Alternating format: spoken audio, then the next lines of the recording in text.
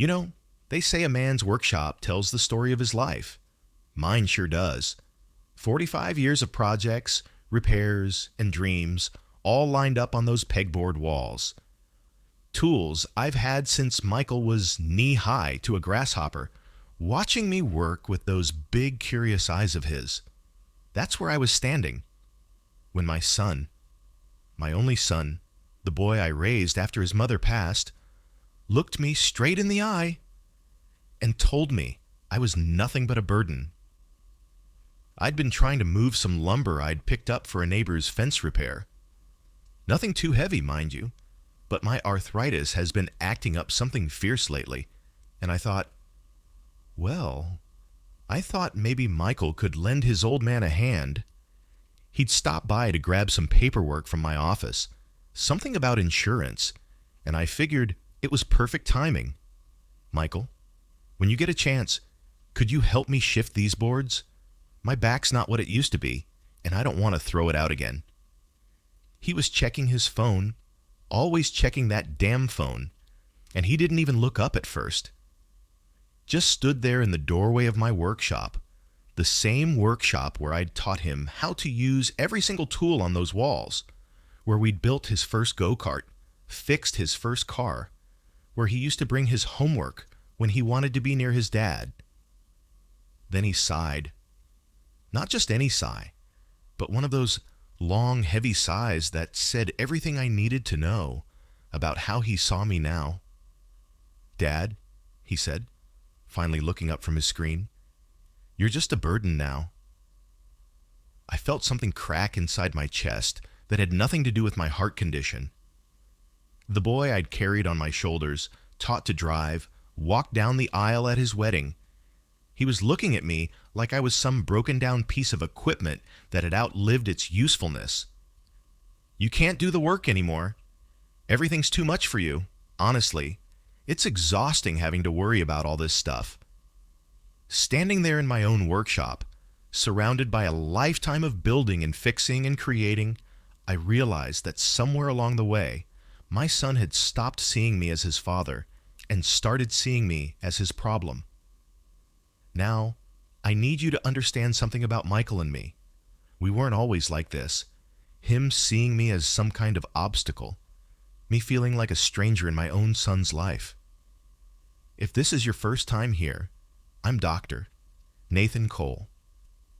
This channel is dedicated to sharing true, heartfelt stories about life, family, and the lessons we learn along the way.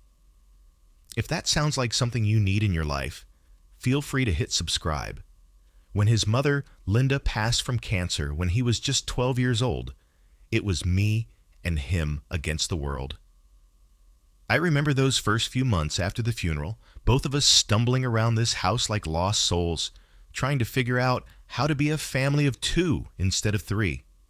I taught that boy everything I knew, how to swing a hammer without hitting his thumb, though he did that plenty of times anyway, how to check the oil in a car, how to read a level, how to treat people with respect regardless of whether they could do anything for you.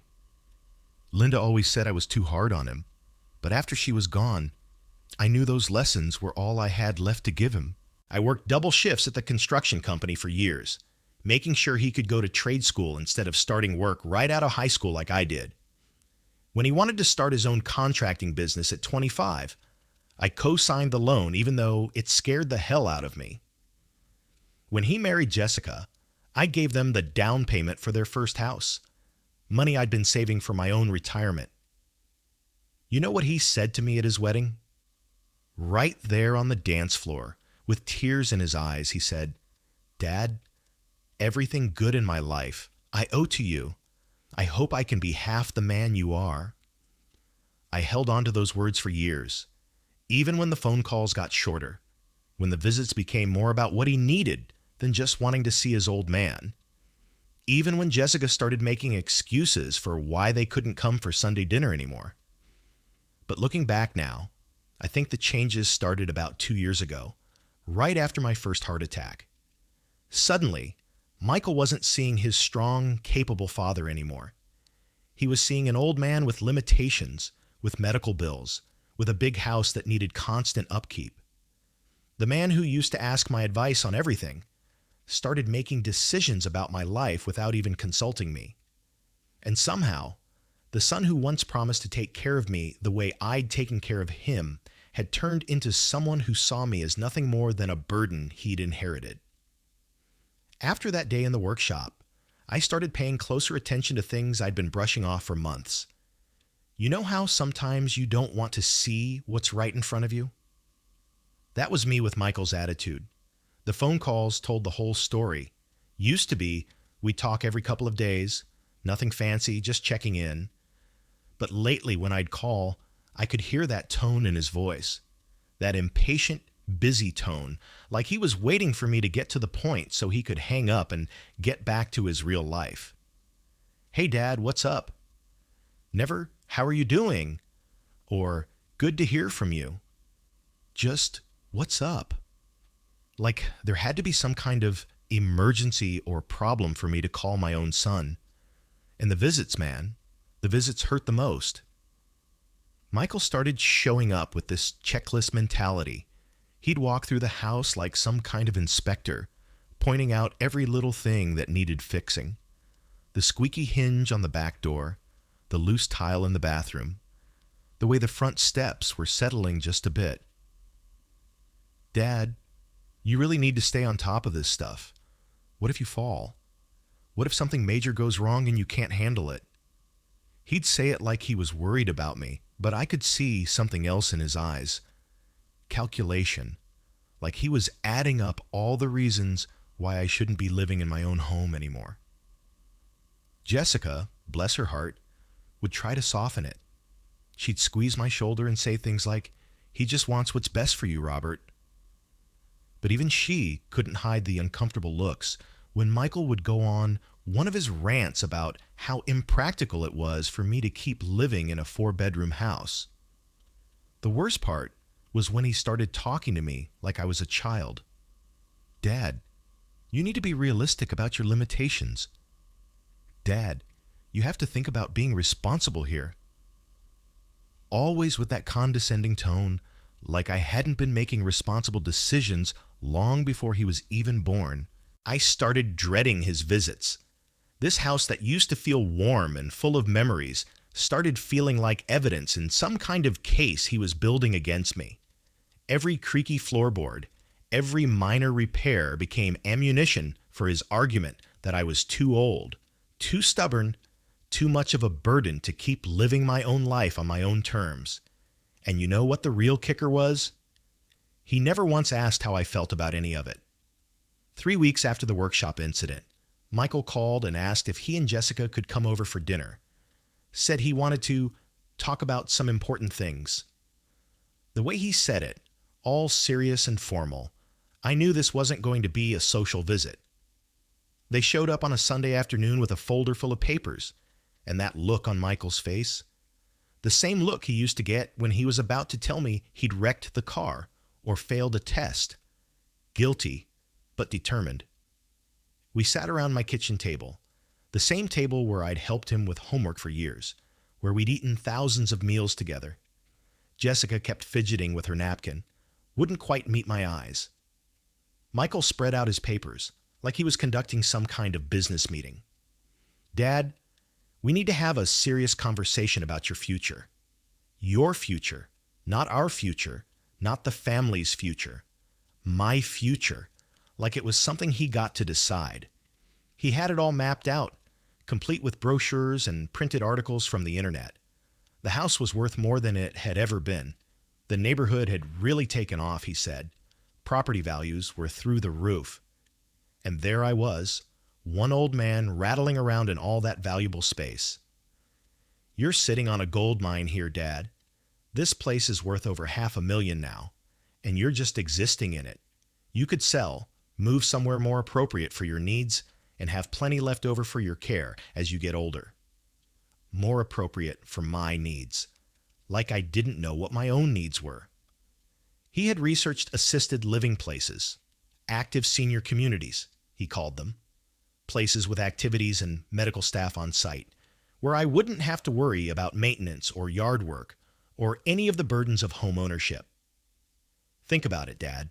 No more worrying about repairs, no more lawn mowing, no more stairs to navigate when your knees get worse. And the social aspect would be good for you too. Jessica finally spoke up, her voice soft, but backing him completely. We just want you to be safe, Robert, and happy.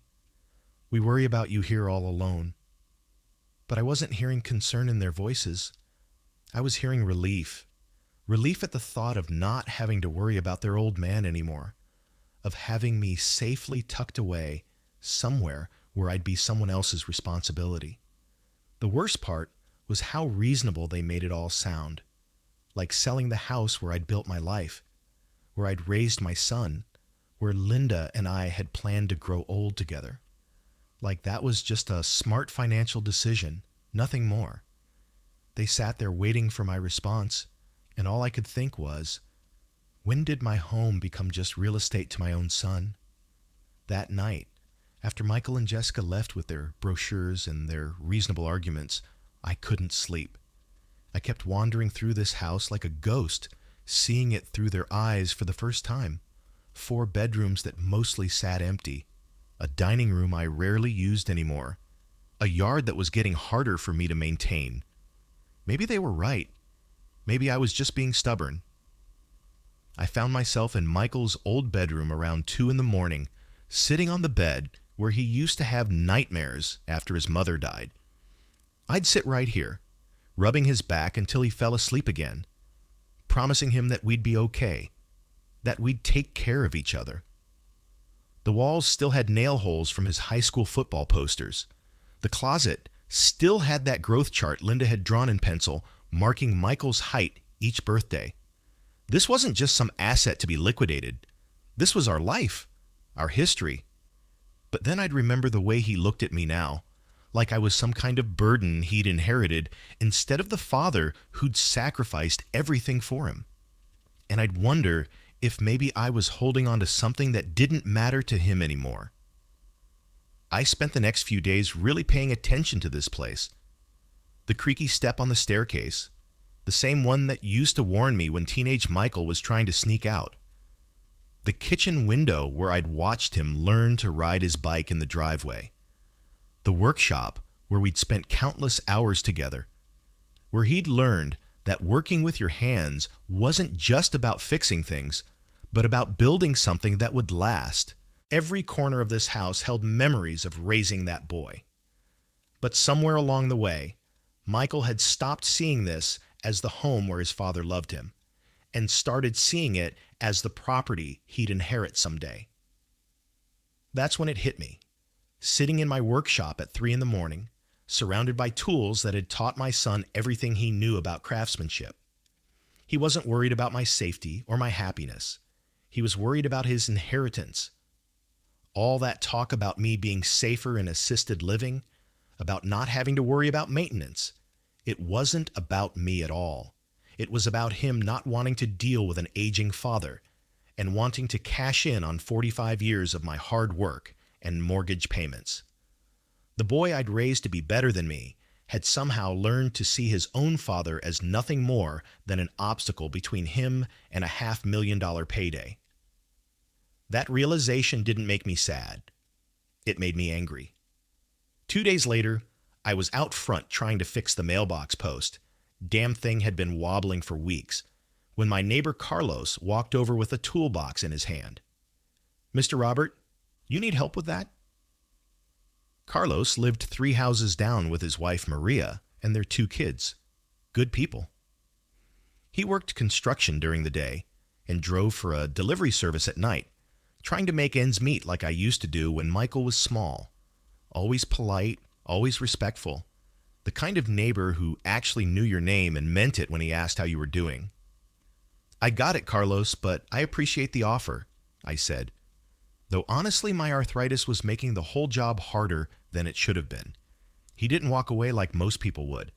Instead, he set his toolbox down and said, "Mind if I take a look?" Sometimes 2 sets of eyes see things better. We worked on that mailbox together for about 20 minutes, and I found myself actually enjoying the company. Carlos had good instincts with tools, reminded me of myself at his age.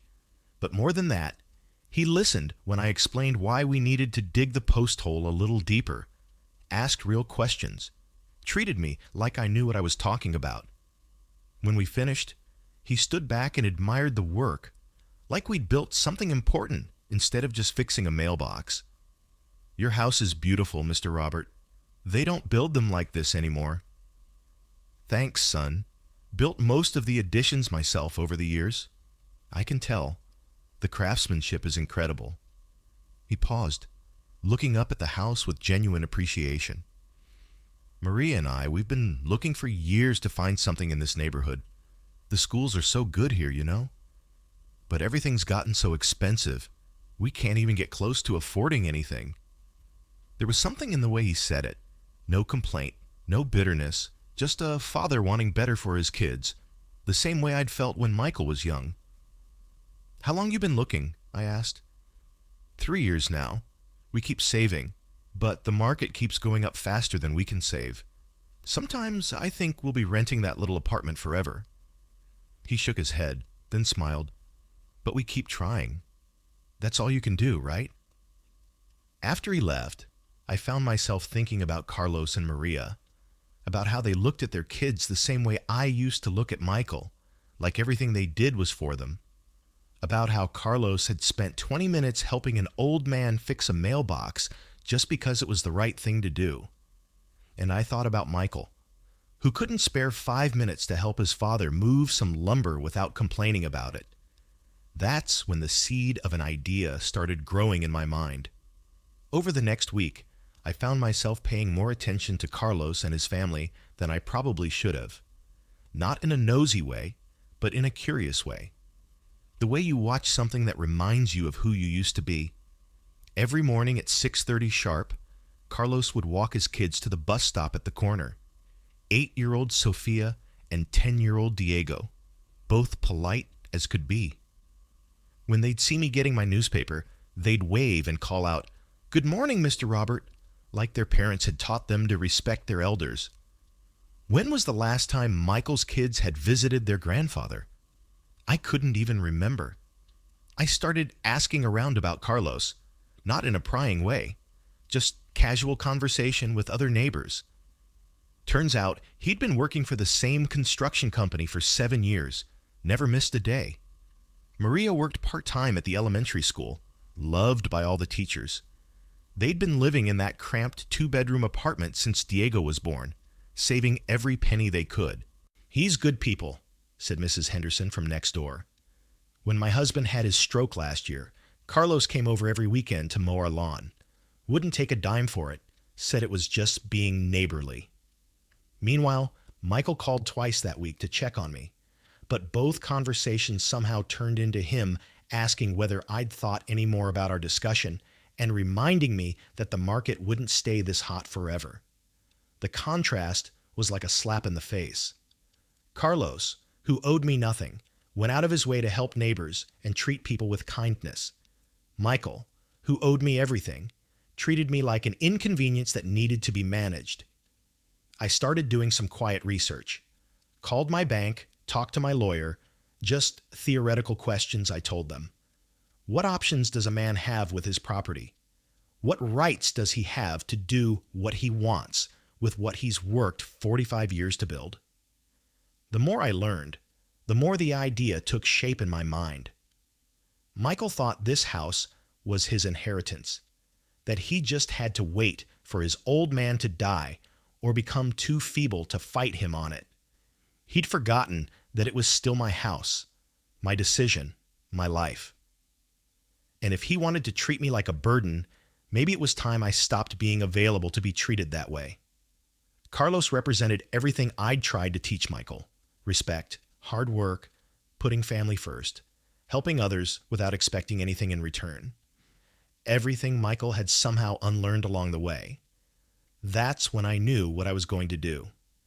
It felt crazy and right at the same time, like the first time I decided to raise Michael on my own after Linda died. Scary, but necessary. Sometimes the best way to teach someone the value of what they have is to show them what it feels like when it's gone. I called my lawyer, Tom Bradley, on a Thursday morning. Tom had handled Linda's estate when she passed, helped me with the business loan for Michael's company, drawn up my will years ago. He was someone I trusted, someone who'd known our family for decades. Robert, good to hear from you. What can I do for you? Tom, I need to ask you about something, and I need you to keep this between us for now. There was a pause. Of course, attorney-client privilege. What's on your mind? If I wanted to deed my house to someone else while I'm still alive, with the understanding that I could live here until I die, how would that work? Another pause, longer this time. That's called a life estate deed.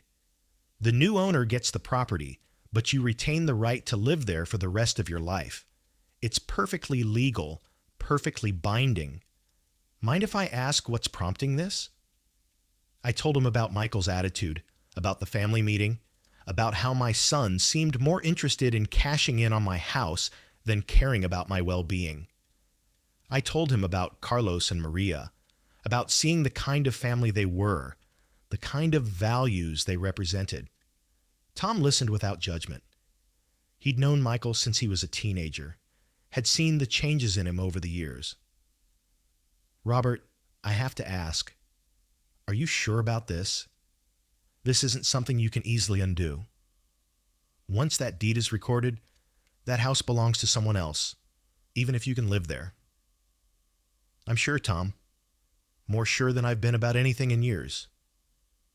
And you've thought about how Michael will react? I've thought about it. That's part of the point. We scheduled a meeting for the following Tuesday. Tom would draw up the papers, make sure everything was legal and ironclad. He'd also prepare a letter explaining my decision, something I could give to Michael when the time came. One more thing, Tom. I want to pay Carlos and Maria's closing costs, transfer fees, everything. I don't want them to be out a single penny for this. Robert, that's very generous. Are you sure they'll accept? We'll find out.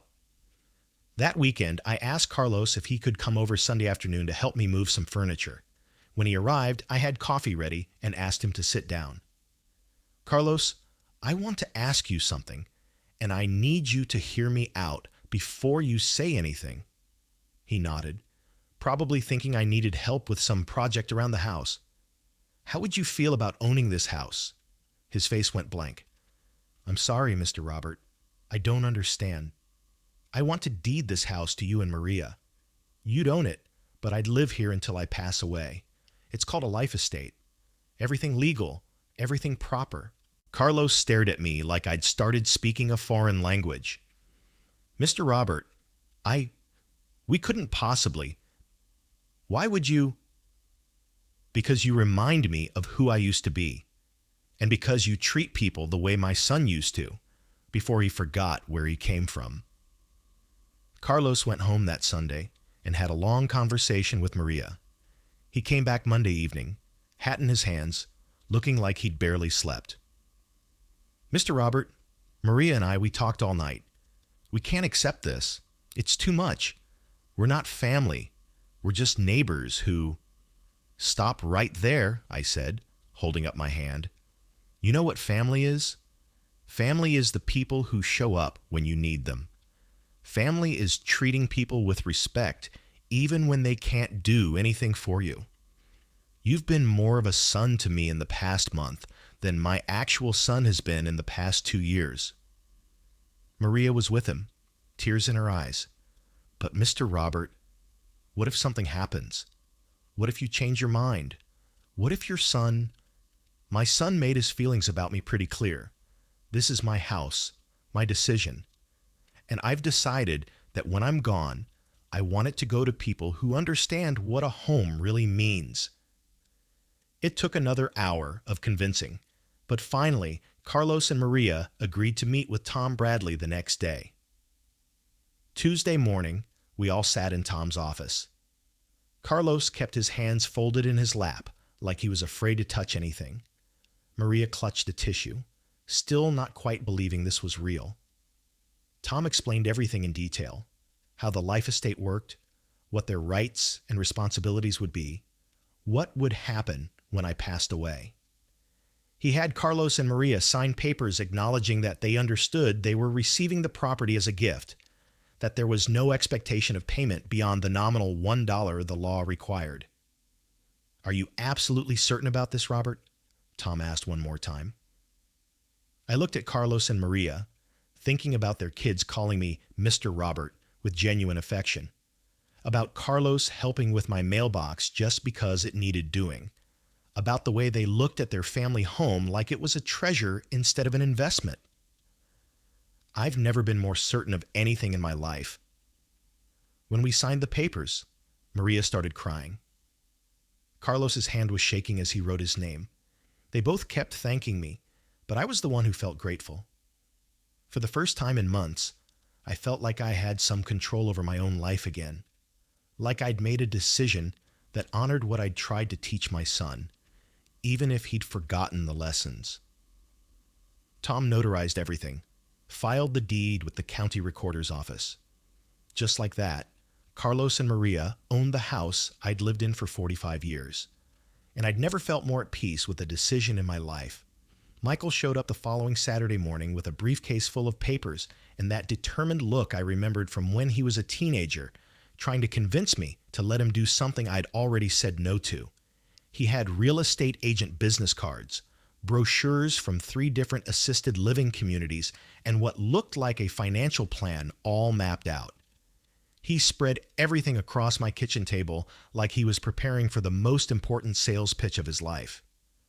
"Dad, I've been doing a lot of research, and I think I found the perfect solution for everyone."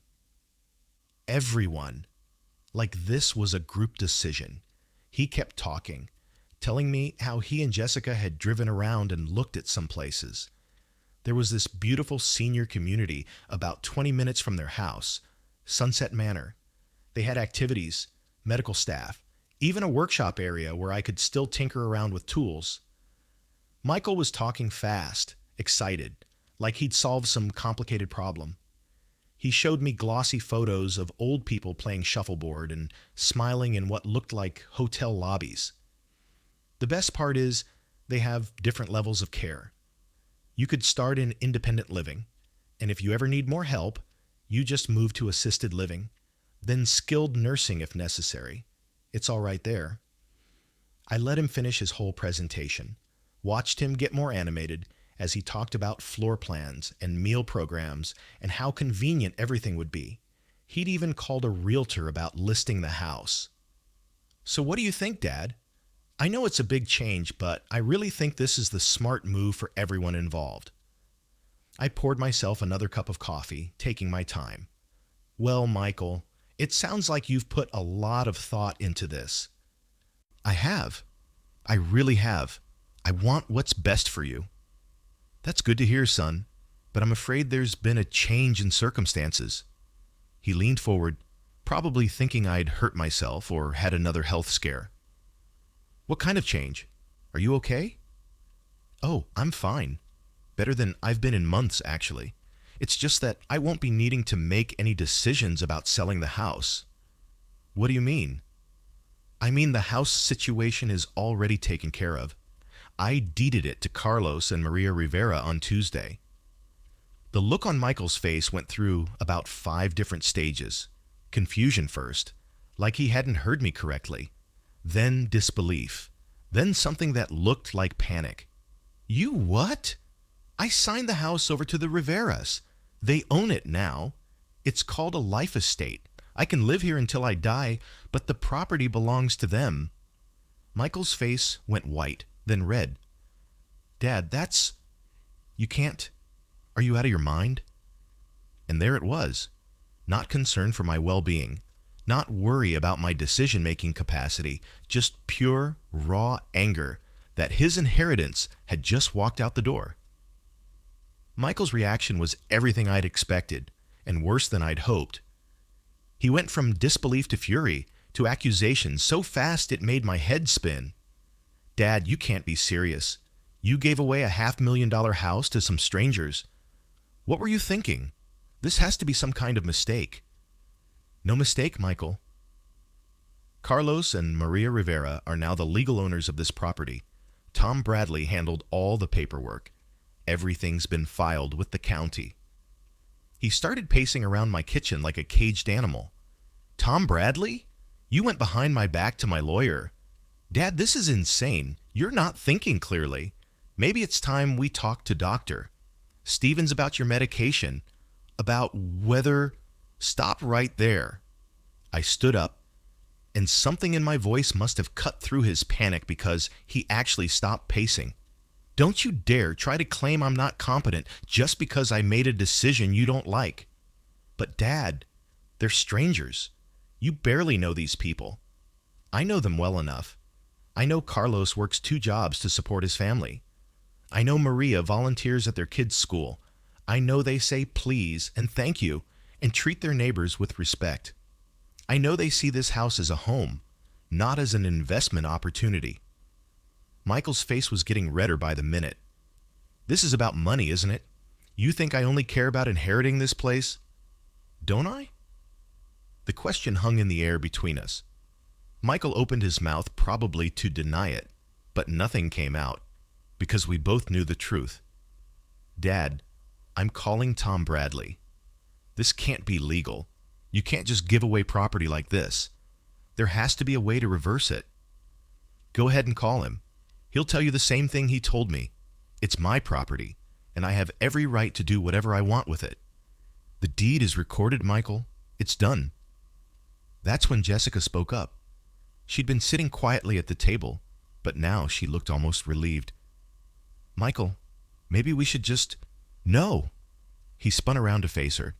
This is our kid's future he just threw away. This was supposed to be their college fund, their inheritance. He just gave it all to some random family. Some random family who treats me like a person instead of a burden.